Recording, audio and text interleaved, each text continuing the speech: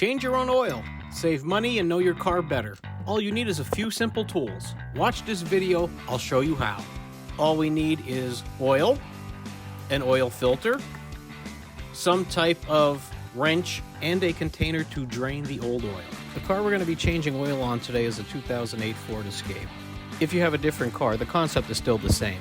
We need to change a filter, we need to drain the old oil, we need to put new oil in.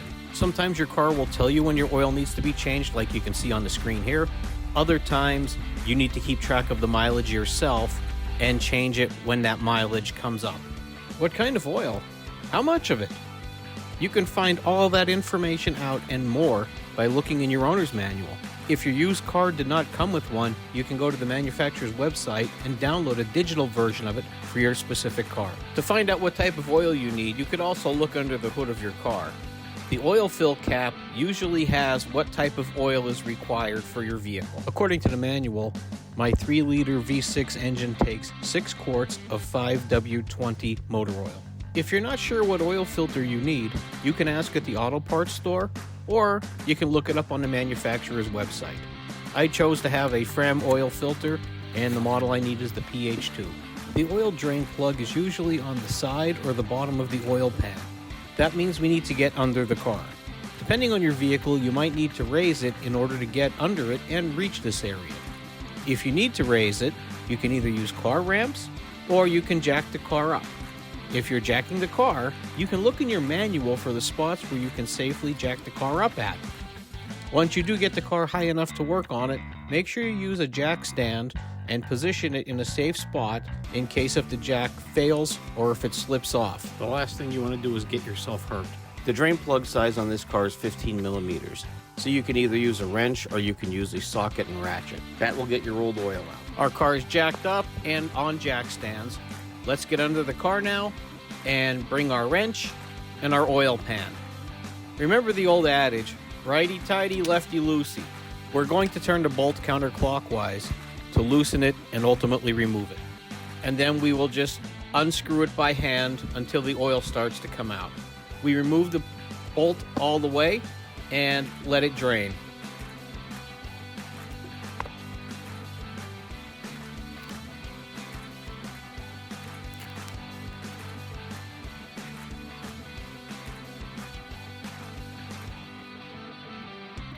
While your oil is draining, now's a good time to clean up the drain bolt.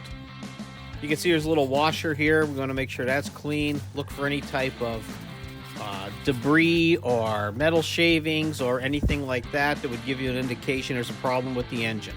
Also, we want to clean up the oil pan area where the bolt would go into. You want to make sure that's clean and free of debris.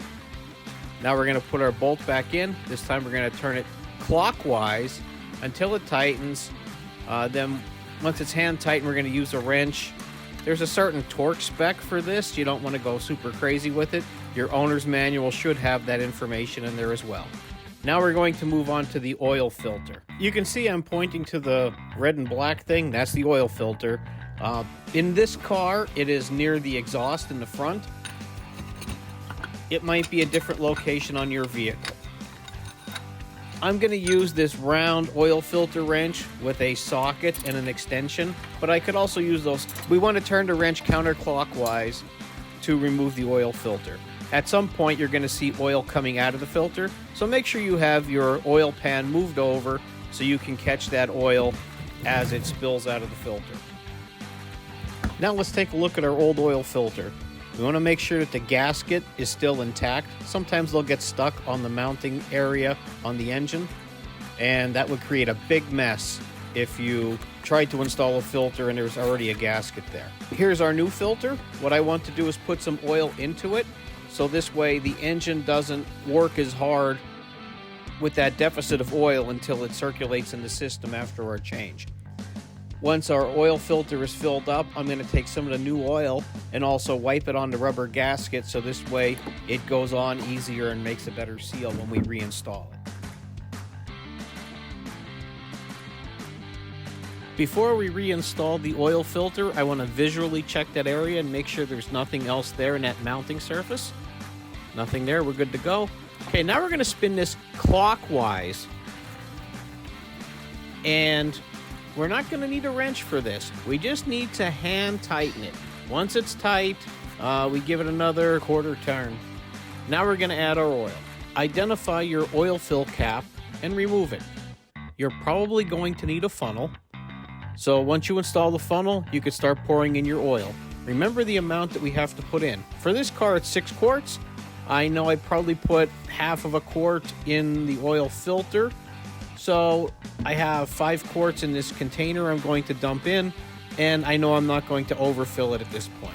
And then we'll hold off and check the system to get it right where it needs to be. And to see how much oil we have in the system, we need to pull the dipstick. There are markings on the dipstick to tell you if the oil is too low, in the good range, or if it's overfilled.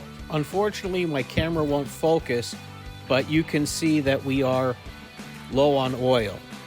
I'm twisting the dipstick so you can see where it's shiny, and that crosshatch area where it's in the acceptable range is between where the 2 holes are, and you can see we're maybe about halfway. So it probably needs another half of a quart, which is what I was expecting anyway. Since we have oil on the dipstick, it's safe to start the car. We want to start the car and run it for maybe 10 or 20 seconds just to get the oil circulating.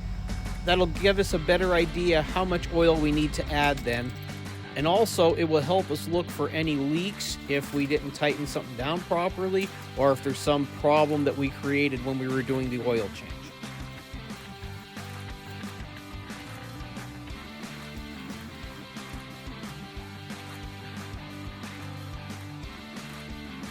Yep, we're still about half a quart short, so we will put in the remaining half a quart and check the fluid level again to make sure that we didn't overfill it and that it's in the safe range.